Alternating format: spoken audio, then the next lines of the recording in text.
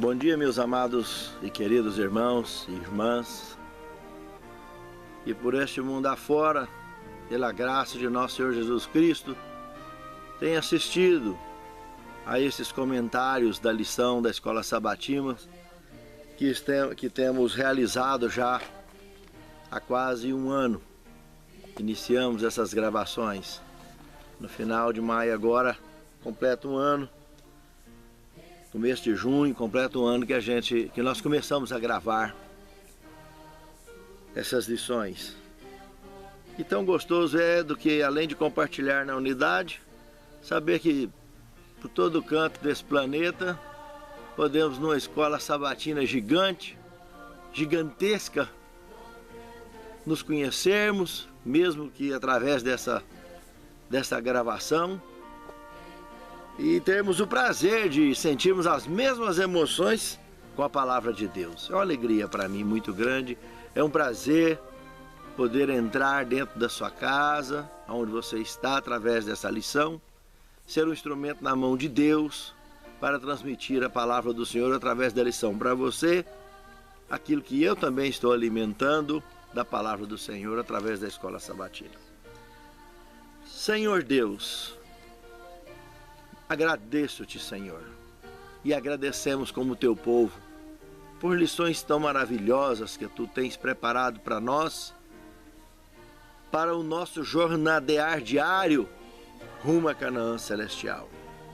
Nos abençoe, nos inspirando e nos iluminando com teu Santo Espírito, capacitando-nos à compreensão, à prática e à transmissão dessas orientações para o mundo ao nosso redor, cumprindo com o propósito da missão do ID que tu nos tens confiado a cada um. Nós te pedimos agradecidos, em nome de Jesus. Amém. A lição de hoje, a lição de número 7, Cristo, o fim da lei. Nome forte, né? Não é forte, mas está na Bíblia. O fim da lei é Cristo, para a justiça de todo aquele que crê. Romanos 10, 4.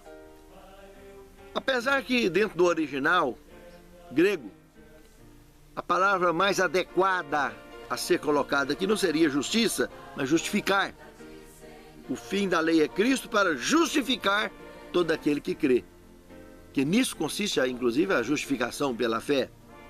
Apesar de colocar justiça, dá a mesma ideia, mas fica mais impactante, mais objetivo, se a palavra aqui, como em algumas Bíblias está traduzido assim, justificar. Em suma, o que se explica aqui, o que já anteriormente em outras lições já comentamos: igreja não salva, obras não salvam, religião não salva, Bíblia não salva. João 14, verso 6. Eu sou o caminho, a verdade e a vida. Ninguém chegará ao Pai, ao céu, à salvação, se não for por mim. Inclusive, aquele que quiser vir após mim, negue a si próprio. Tome a sua cruz e siga-me. Nós vamos ver no decorrer desta lição que na realidade Cristo não eliminou a lei. Como nós vimos o Torá antigo, que envolvia essa palavra hebraica, leis civis, leis cerimoniais, lei moral, ele pagou o preço cumprindo com o cerimonialismo, e aqueles cordeiros que vinham matando desde os dias de Adão para cá, e antes, né? Porque todos sabiam, quando pecou um dia no universo, que o pecado geraria sangue e transtornos.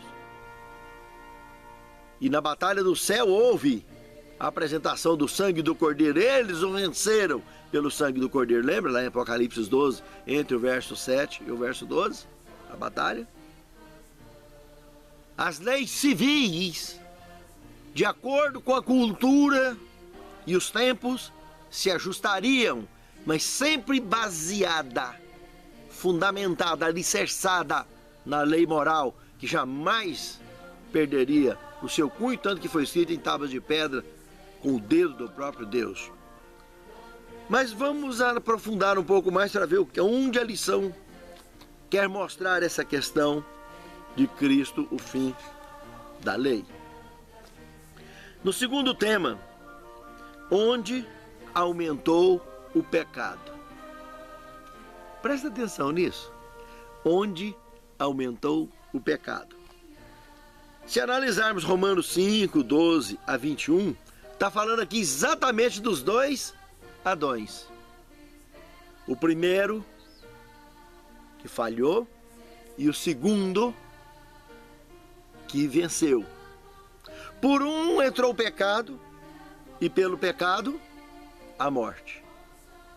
Pelo outro entrou a morte, a ressurreição, a vivificação e a vida eterna. O segundo nasceu na descendência, nasceu no ventre de uma mulher, de uma pecadora, de uma mulher que, por mais digna que fosse, a mais digna de todas as que habitavam na terra naqueles dias, com certeza absoluta, foi escolhida para ser a mãe de Cristo aqui na terra. Aquele casal foi o casal mais digno que habitava sobre a face da terra, com todos os seus defeitos, mas eram pecadores, e recebeu o código genético, inclusive de Raabe, que estava nessa descendência, nessa genealogia que deu origem a Cristo. Meus amados irmãos, as inclinações do pecado estavam lá correndo no seu sangue. Ele foi tentado em tudo e não pecou em nada. Mas onde aumentou o pecado? Veja que João 8,44 já começa a vislumbrar uma ideia bem clara sobre isso. Que o diabo, desde o princípio, ele era homicida e mentiroso. Essa palavra princípio, na Bíblia Sagrada, de Gênesis ao Apocalipse, remonta-se a Gênesis capítulo 1, verso 1. No princípio criou o Senhor Deus os céus, no plural, e a terra, no singular. Inclusive, se continuar olhando o verso 2 também, que essa terra que foi criada naquele princípio era sem forma e vazia, e havia trevas sobre a face do abismo. Se analisarmos comentários de visão da profetisa Ellen G. White, que teve detalhes muito interessantes no História da Redenção, Primeiros Escritos e outros mais, ela fala com relação ao pecado, tanto desse princípio, que quando foi para fazer esse mundo, o diabo queria fazer parte da comissão, da reunião que participaria da formação deste mundo, da criação do homem neste planeta Terra. E não foi lhe permitido. E aonde foi que agravou a situação dele com relação à inveja contra Cristo. E ele viajava de estrela em estrela, de mundo em mundo, pregando a subversão contra o governo de Deus. Quer dizer que diabo, opositor, que a tradução é o significado grego da palavra diabo, quer dizer opositor, quando ele se opôs contra Deus, Lúcifer criou o diabo. Quando ele começou a divulgar para outros seres, ele se tornou adversário, que no grego é Satanás. Percebam? E quem criou Lúcifer? Deus. Quem criou o diabo? Lúcifer. Quem criou Satanás? Lúcifer. Quem fez parceria com a serpente e levou o apelido de serpente? O diabo. Mas o pecado, então, aqui nesse texto de Cristo, diz que ele já vinha desde o princípio. Lá do princípio. Prestou atenção? Que detalhe mais sério. Muito antes da formação deste planeta. E com certeza, onde entrou o pecado, entrou a gimura. A natureza, onde quer que existia, tinha problemas. Mas Deus protegeu todos, e nenhum líder caiu em lugar nenhum do universo. Mas então, a pergunta, onde aumentou o pecado? Com a queda do casal líder, aqui na terra. Lá em Gênesis capítulo 3, quando esse casal cai, toda a encrenca estava formada. Porque lá no Apocalipse, no capítulo 12, verso 7 ao 12, mostra que desencadeou uma batalha. No capítulo 12, o verso 4, diz que a cauda de Satanás, do dragão, representando a subversão contra o governo de Deus, lançou 1/3 das estrelas do céu, representando então esses anjos, mensageiros, seres que viviam em outros mundos, foram lançados na terra. Seguramente 1/3 deles acompanhou o Pai, porque há milhões de anos vivendo aqui na terra, porque o homem só tem 2 dias de diferença do sol. O sol na quarta-feira, o homem na sexta. Só 2 dias. E é uma ignorância, desculpe, meus amados irmãos, tremenda. Questionar isso, pensar que a criação do homem foi há 6.000 anos atrás, 7.000 anos atrás. É uma tremenda ignorância, é ignorar fatos, evidências científicas e evidências bíblicas. Porque lá em Gênesis 1 está falando, no princípio, criou o Senhor Deus os céus, no plural, e a terra, e deixou sem forma vazia. Bilhões e bilhões de anos atrás. E a formação dela está há milhões e milhões de anos atrás. Assistam o Escatologia 3, aula 1, aula 2. Você vai ver as evidências em detalhes sobre isso, em paralelo com a ciência, com as constelações, provas, evidências científicas e bíblicas e históricas que leva isso à conclusão plena. Assista, não deixa de assistir. Nesse mesmo canal, Escatologia 3, aula 1, Escatologia 3, aula 2, Escatologia 3, aula 3. Assistam Escatologia. Essa versão 3 do Escatologia já foram dadas 6 aulas. E toda semana tem uma aula nova. Aproximadamente umas 25 aulas é o curso todo sobre escatologia bíblica. Você vai ver assuntos que você nunca imaginou que está dentro da Bíblia revelado para mim e para você, nos preparando para um dia entrar no céu e concluir com essa obra de pregação do Evangelho, que nós somos representados por 3 anjos voando pelo reino dos céus, pregando a todo o povo, tribo e língua, e um alto clamor que vai fechar o planeta e concluir com a obra e Cristo finalmente poder dizer está feito. Então preste atenção, com a queda do casal líder, é que aumentou todo o problema, porque aí na Bíblia, a evidência bíblica mostra que Deus juntou a tampa com o balai. Os seres todos que pecaram, 1/3 deles caíram. 1/3 estava lá no céu lutando com o outro terço. E o outro terço estava aqui na terra acompanhando o Pai, sabe para quê? Para colocar para dentro do jardim, que era tão pequenininho, né? O Oriente Médio, 2.000 quilômetros cada lado do jardim. Aonde os querubins, aqueles famosos querubins de Ezequiel 1, que eles têm asa, anjo não tem não. Porque o diabo tirou a asa da serpente e jogou nos anjos. E o povo acredita com a mitologia, né? E não tem ninguém. Homem, se quiser voar, ser o anjo e a gente tá tudo igual. Olha aqueles que visitou Abraão, que foi em Sodoma e Gomorra, tudo igual. Né? E o povo quer acreditar na mitologia. Que o diabo pregou, tirou a asa que tinha na cobra, que voava e passou a rastejar por causa da maldição. Aí ele pega e coloca a asa nos homens, nos seres que Deus criou. Que eu e você também somos anjos, representados em Apocalipse, mensageiros de Deus. Tanto que, lembra que João, lá em Apocalipse 19:10, queria ajoelhar nos pés de um anjo? Ele falou, rapaz, eu sou igual a você, moço. Sou seu conservo. Levanta, moço. Nós fazemos o mesmo trabalho. Eu faço aqui no céu, faço na terra, você faz lá na terra. E as pessoas não ganham ficha com isso. Então, quando aumentou o problema? Ali. Porque um casal caiu, e esse casal caiu, o problema foi tão sério, porque pela primeira vez no universo, um casal caiu. Um casal líder. Eles foram expulsos do jardim, e naquele momento, querubins colocados lá de fora, com espada revolvente, campo de força, para eles não entrarem e não ter acesso à árvore da vida e comer e viver em pecado eternamente. Não foi eu que escrevi a Bíblia, está lá. Gênesis capítulo 3, do versículo 20 ao 24. Analise. E a mente deles foi bloqueada. Eles não chegaram a utilizar nem 0,5% da capacidade do cérebro. Eles ficaram tão ruins que eles tiveram que conhecer fogo, conhecer metal. Sendo que lá no Éden, no jardim, lembra lá da nuvem que regava o planeta? Lembra da reunião de Jó, que os filhos de Deus ia, capítulo 1, verso 6? todo ano, era Adão que ia, ele tinha o querubim dele. Aquele querubim que regava toda a terra, que não tinha chuva. Primeira vez que choveu foi no dilúvio. Foi lá naquela reunião de João 1,6.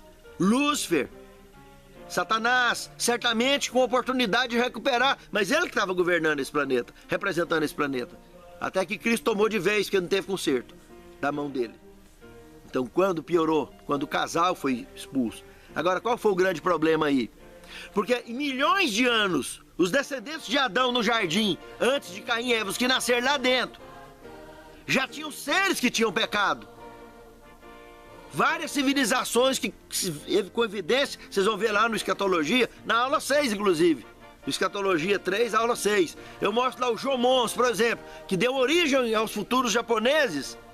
Eles já viviam em pecado, já mais de 6.000 anos antes de Adão pecar.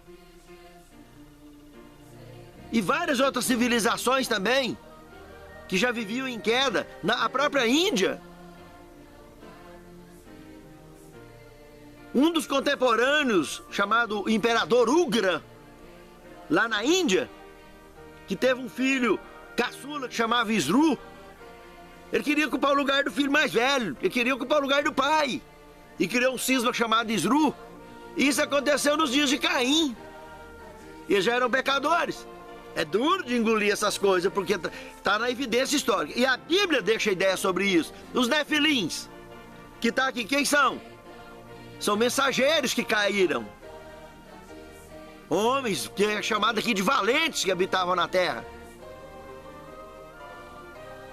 Então, tantos descendentes de Adão teve rebeldes que pecou antes dele, e foi para o céu, junto naquela batalha, como outros que obedeceram. Os obedientes, quando o pai chegou para colocar o casal para fora, do mesmo jeito que Cristo vai trazer os anjos na sua companhia, para reunir os escolhidos nos 4 cantos da terra, no futuro, o pai veio e já recolheu os que tinha. Tinha tanta gente ou muito mais do que hoje, naqueles dias.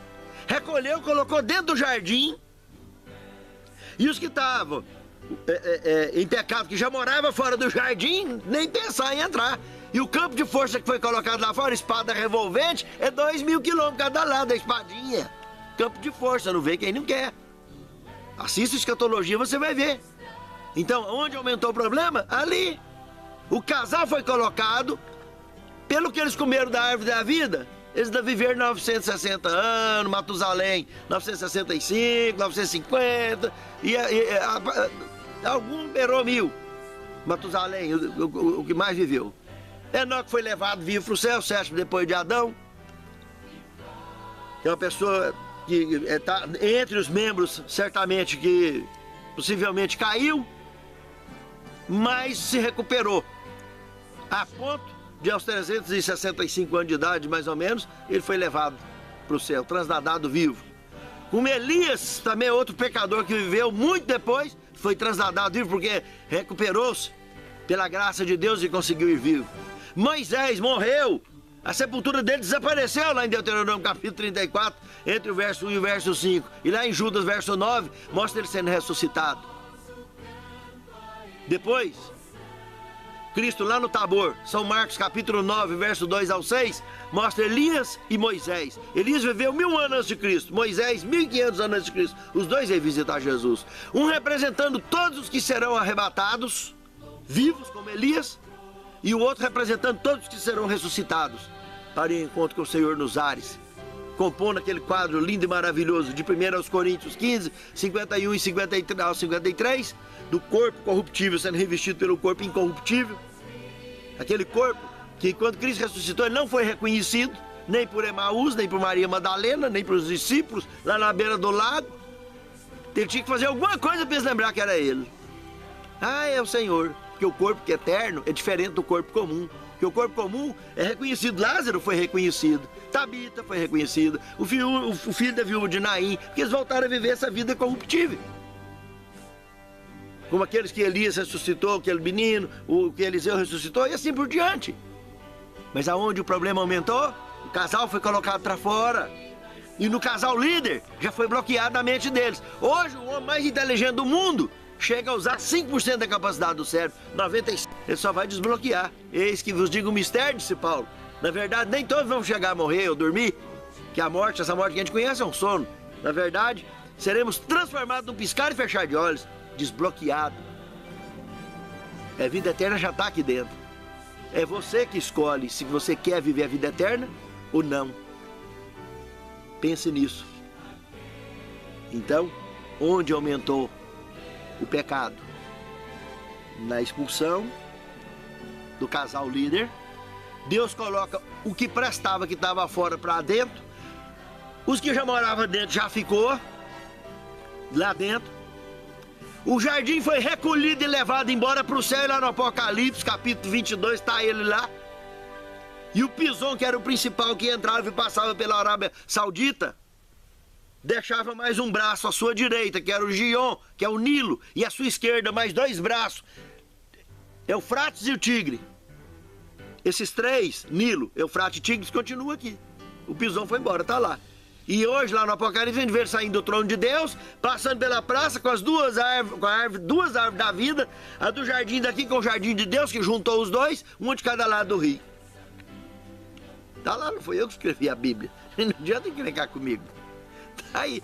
É desconfortante? Assista o Escatologia 3 e você vai ver evidências com mais tempo, que a lição não dá tempo para isso. Mas aonde aumentou foi aí. Porque veio e juntou os pecadores de todo o universo. Veio para a terra. Aí você vê lá Apocalipse capítulo 12, verso 4 e o verso 12. Gente morando debaixo do mar. Ai dos que habitam na terra e no mar. Lá em Filipenses 2,10. Ao nome de Jesus, dobra o joelho todos os que habitam em cima da terra, debaixo da terra. Presta atenção, irmão. Mas estão em dimensões diferentes. 2 Pedro capítulo 2, verso 4 e Judas, o verso 6, mostra eles vivendo em cadeias de escuridão. Aquela palavra traduzida de inferno que está ali, no grego é tártaros, quer dizer cadeias de escuridão. Escuridão foi lançado das trevas. Jesus falou que só tem 2 portas, 2 portais. O estreito, que conduz à luz, à vida, e o largo, que conduz à perdição, às trevas, à morte. E é você que escolhe qual dos 2 portais que você quer entrar. Naquele portal das trevas já tem desses seres que vieram, que foram expulsos, pelo que Filipenses está falando, 2, verso 10, ao nome de Jesus, dobre o joelho todos aqueles que moram debaixo da terra, em cima da terra. Irmãos, tem gente que mora aqui como eu e você, tá debaixo da terra, tá lá debaixo do mar. Não foi eu que escrevi, tá na Bíblia. Não adianta encrencar comigo. Tá lá. Que adoram a Deus e estão esperando Jesus voltar igual eu e você. Daqueles seres que vieram de lá. Se você analisar, depois analise lá no Escatologia 3, aula 6, eu vou estar abordando esse ponto. Isaías capítulo 11, verso 8, mostra do novo céu e na nova terra, criança de peito, brincando com a áspide, com a víbora, e criança desmamada, enfiando a mão no basílico. Ou seja, não foi eu que escrevi a Bíblia. Essa história que não vai ter, porque lá fala de casamento no céu, lá no novo, os saduceus apertando Jesus, né? É igual os anjos no céu, no caso, e nem se der casamento. Tem nada a ver o tipo de casamento que nós temos aqui nesse mundo com o tipo de casamento que teve lá no Éden. Jesus está falando de casamento, não está falando de procriação. E Isaías capítulo 11, verso 8, está falando de menino desmamado no novo céu e na nova terra. E de menino mamando. Esses seres que desceram continuam procriando. E nós vamos continuar procriando no novo céu e na nova terra. A questão é que casamento não é propriedade de seres igual tem aqui hoje. Com regra, com tradição, com documento, com um monte de coisa. Qual foi o cartório que Adão casou mesmo, hein? Cadê a certidão dele? União estável, igualzinho os bichos, estava ele lá. Isso é o que está na Bíblia, não foi eu que escrevi. Uma união estável, perfeita, sem documento nenhum. Documento foi depois do pecado, começou a aparecer documento. E casamento dentro de igreja não tem nenhum feito. Não tem nada contra. Acho até bonito e maravilhoso. Mas eu estou falando de evidência bíblica. primeiro casamento feito dentro de igreja foi Carlos V da Inglaterra, em 1550, 50 anos depois que descobriu o Brasil. E na igreja católica, e veio de lá pra cá, o trem virou tanta regra que hoje já dá tanta confusão. A hora que fala em divórcio, então, nem de brincadeira, né? Porque o único pecado imperdoável que tem é contra o Espírito Santo. E aí, a pessoa que separa, se não for por viuvez ou por adultério, a maioria das religiões considera pecado imperdoável. Inventa um tanto de regra, fica igual São Pedro, entre aspas, né? Lá na porta do céu, você vai pro inferno, você vai pro céu porque você casou de novo, sem precisão. Prefere ficar deixando o inferno virado dentro de casa. Vai ter conta com Deus pra prestar essa cabocada que faz esse negócio aí, mas isso vai dar um problema. Eu não quero estar na pele, ora a Deus, pra mudar logo essas regrinhas doidas que tem muitas religiões por aí e muitas igrejas dando dor de cabeça para a missão do ID, atrapalhando a pregar o evangelho, atrapalhando a batizar, que é a função da igreja, ID, pregar e batizar. Então o pecado aumentou aí, quando juntou a tampa com balai, seja de todos que pecou no universo inteiro, juntou com o único casal do universo, líder, que tinha caído, o único planeta. Tá tudo aqui. Aí aumentou muito, aumentou demais, que chegou nos dilúvios, os filhos de Deus casaram com os filhos dos homens, os descendentes da luz, via Abel. 7 casaram com os descendentes das trevas, representados por Caim, que foi o primeiro filho fora do jardim, debaixo do pecado, e representou tanto os que pecou antes como depois que moram nesse planeta, chamado de filhos dos homens. E em Gênesis capítulo 6, os filhos de Deus viram que as filhas dos homens eram formosos e tomaram para si mulher de todas as que encontraram.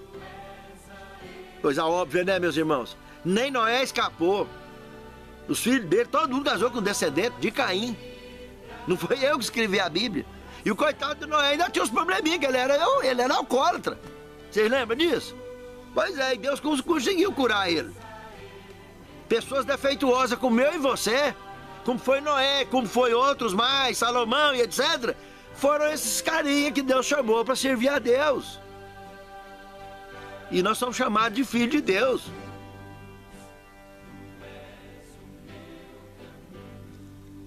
Terceiro tema da lição, lei e graça. O primeiro ponto aqui em Romanos 6, verso 12. Não reine o pecado em vosso corpo mortal, para obedecer às concupiscências. O segundo ponto que eu destacaria no verso 15 desse mesmo capítulo. O fato de estarmos debaixo da graça não é razão para ignorarmos a lei. E o terceiro ponto, eu destacaria o verso 18 do capítulo 6. Libertos do pecado, fostes feito servo da justiça. Lembra de João 8,32? O que falou Jesus lá? Conhecereis a verdade e a verdade vos libertará. Libertar de quê? Do pecado. O que é a obra do Espírito Santo aqui na terra, meu amado irmão, minha amada irmã? Convencer o mundo do pecado, da justiça e do juízo. E para isso, você recebe 3 batismos. Quando você conscientiza disso. O primeiro, de cara, aceitou a Cristo, aceitou essa mensagem, foi convencido disso. Antes que muda de ideia, batiza logo, igual Filipe Eunuco, igual o sermão de Pedro, quase 3 mil. Terminou o sermão, batizou todo mundo. É assim que tem que ser feito. Regra bíblica, exemplo bíblico. Não é ficar 1 mês, 2 meses, 3 meses, 4 meses, 5 meses. Não. Consciente os outros. Aceitou. O toque do Espírito Santo ali tá quentinho, tá fresquinho. Manda dentro d'água. Sepulta logo o velho homem. Porque a promessa é bíblica de que quem aceita. Lembra de João lá no Jordão? Ele ficava lá o dia inteirinho plantado lá. Tinha dia que até jejuava, coitado. E se comia era numa capanguinha lá, os gafanhotinhos dele pendurados numa capanguinha, no pé de pau lá na beirada. Saía lá pra comer de vez em quando e voltava pra dentro d'água. Dia inteirinho. Imagina que saía com os pés branquinhos de dentro d'água. Tanto ficar dentro d'água batizando. Dia inteirinho o povo vindo pra lá pra batizar. Ele não tava vindo na casa de ninguém dar estudo bíblico. O povo é que vinha, ele pregava ali, terminou, fazia o apelo, jogava todo mundo dentro d'água e já ia batizando, um atrás do outro. De filinha. Agora, conversão é o segundo batismo. Batismo do Espírito, com E maiúsculo. Essa é uma vida inteira. Se vai andar, se não vai andar com Cristo. É aí que a igreja vai acompanhar, que os missionários vão acompanhar, que as escolas sabatinas vão acompanhar, que os cultos vão acompanhar, e que todo mundo vai ajudar. E não é abandonar, é batizar e largar para lá, não. É dar assistência. Porque a obra da pregação do evangelho é semear, colher e conservar.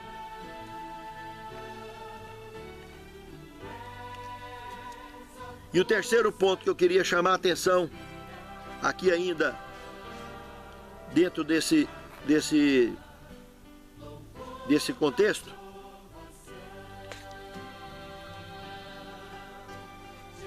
é que se nós não nos envolvermos, completando o terceiro ponto, na obra do Espírito, recebendo por fim então o batismo no fogo, que é o entusiasmo necessário para se tornar luz no mundo, pregar o mundo ao nosso redor, ser sal na terra.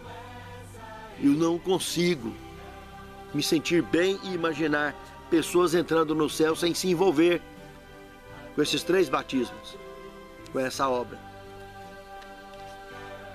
Porque se nós conhecemos a verdade, nós nos libertamos do pecado. E se nos libertamos do pecado, nós temos obrigação de avisar que o devorador está solto e está devorando. E sede sóbrios e vigilantes, como disse Pedro. Não é ficar bêbado, continuar bêbado pela embriaguez da Babilônia mundial. Dentro de tudo quanto é igreja tem gente embriagada com o pecado. Tem gente salva e tem gente perdida em qualquer religião. Mas que aceita a graça e vive a graça, todos são chamados, poucos os escolhidos, porque poucos escolhem a Deus. O quarto tema, miserável homem. Analisando o grande conflito de Paulo, em Romanos 7, 21 a 25. Paulo dizia: o bem que eu quero fazer, esse eu não faço. O mal que eu não quero fazer, esse eu faço. Porque o pecado habita em mim. Ele não conta que tipo de pecado que ele estava enfrentando, que ele estava sofrendo dependência, mas que ele estava perturbadinho da vida por causa do tipo de pecado específico que ele estava. E ele falou: miserável homem que sou, quem me livrará do corpo dessa morte? Só que Paulo, em 2 Timóteo capítulo 4, o verso 7, ele disse: combati o bom combate e fui vitorioso, guardei a carreira e a fé. Amém. Por isso, que seja essa minha sua experiência. E lá em Gálatas 2:20, já não sou eu mais quem vive, mas Cristo vive em mim. Cristo assumiu o comando da minha vida. Que seja essa a minha sua experiência, meu amado irmão, minha amada irmã. Quinto tema, a finalidade da lei, fundamentado em Romanos 9, de 30 até o capítulo 10, verso 4. O capítulo 10, verso 4 é exatamente onde eu vou destacar o primeiro ponto, que é aquele verso inicial de memorizar que nós tivemos no início da lição. Cristo é o fim da lei para justificar todo aquele que crê. Então ali, fecha, ele é o fim por isso, porque ele é a solução de tudo. Ele é o Deus do impossível. Tanto ele, quanto o Pai, quanto o Espírito Santo. Só que, o segundo ponto, Paulo, aqui dentro desse contexto, ele cita o Salmo 118, verso 21 a 24, que é a pedra que os edificadores rejeitaram, que também Jesus falou: veio para que era seus e os seus não quiseram. O povo dele, o povo de Deus rejeitou ele. Ele ficou considerado como uma pedra angular de esquina. Mas só que Jesus arrocha o nó, falando desse mesmo salmo. Se olharmos lá em Mateus capítulo 21, verso 41 a 42, Cristo, ele arrocha o nó dizendo o seguinte: que nessa pedra, ou você constrói a ideia que ele deixa, juntamente com todo o resto do Novo Testamento, ou você constrói nessa rocha e vai ter uma estrutura sólida, um cristianismo sólido, uma vida religiosa sólida, ou você rejeita essa rocha, você esborracha nela, você esmiuça nela, você se arrebenta nela. Todos que rejeitarem a Cristo e o seu sacrifício estará esborrachando na rocha, e lá inclusive em Apocalipse 6 vai estar pedindo as rochas para cair na cabeça, para esconder do rosto daquele que está sentado no trono. Nós precisamos urgentemente alicerçar a nossa vida em Cristo, em cima da rocha. O sexto tema, o tutor. Gálatas capítulo 3, verso 19 ao 24. Aqui nós vimos Cristo como nosso irmão mais velho. Ele mesmo se chama de nós, se diz nosso irmão. E o nosso irmão mais velho. Em primeiro lugar, porque ele foi o único ser do universo que morreu a morte eterna, Apocalipse 1, verso 5, e pagou o preço do pecado. O resto tenha morrido naquela batalha que teve no céu, lá de Apocalipse 12, lá dos dias de Adão, de quando ele fez o mundo cair. Tenha morrido lá, veio trazido em caixão pra cá, tá enterrado aqui, certeza, tá aqui debaixo do mar, debaixo da terra, na eternidade não tem morte, não tem lágrima, não tem dor, não tem pranto. Tudo que tem de desgraça no universo está aqui nesse mundo. Esse planeta é o inferno do universo, a cadeia de escuridão do universo. E nele estão os dois portais, o das trevas e o da luz. Deus, na misericórdia dele, tomou providência para deixar um portal de luz que ficou identificado como sendo o próprio Filho dele. Deus amou o mundo de tal maneira que deu seu único filho, o único da espécie, unigênito, para que todo aquele que nele crê não pereça, mas tenha vida eterna. Inclusive Cristo falou que é aquele que acreditar nas minhas palavras jamais provará a morte. Claro, a morte eterna, porque a som da morte, isso é normal. Pode desmanchar no chão, um dia vai sair. E o que Cristo quis dizer então com isso? Que quem acreditar na palavra dele jamais vai provar a morte. Claro, a morte eterna, que é aquela morte do Gina, daquele fogo do final do mundo, quando a cidade santa descer, que fogo eterno que vem de Deus, mas não vai ficar queimando a vida inteira, não. Sodoma e Gomorra também, lá em Judas, fala que foi, e Pedro também fala, foi queimado com fogo eterno e está lá queimando até hoje. Nós vamos pisar na cinza dos ímpios. Isso é bíblico, não foi eu que escrevi a Bíblia. Agora, fogo eterno, o dia que ele vier lá no do Gina, de Apocalipse capítulo 20, o verso 10, até o verso 12, 13, e outras partes mais da Bíblia, que junta uma turminha braba aí de Apocalipse 21, 8, e outros mais. Esse vai queimar, e vai virar cinza, e vai ser um novo céu e uma nova terra. Aonde aquelas criancinhas de mama, lá de Isaías 11, no capítulo 11, o verso 8, está mostrando criança de mama e criança desmamado, depois do milênio, aqui na novo céu e na nova terra, brincando com as áspides, né? E nós sabemos que a áspide, né, a cobra, vai comer o que sempre comeu, que é terra, igual a minhoca. Que esse negócio de cachorro com dente, com leão com dente, ali em Isaías também, a gente vê eles pastando com boi, porque eles não foram criados com dente, com intestino do jeito que eles têm. Eles são animais, igualzinho o cordeiro. Essa adaptação que nós vemos aí, tudo é coisa do pecado.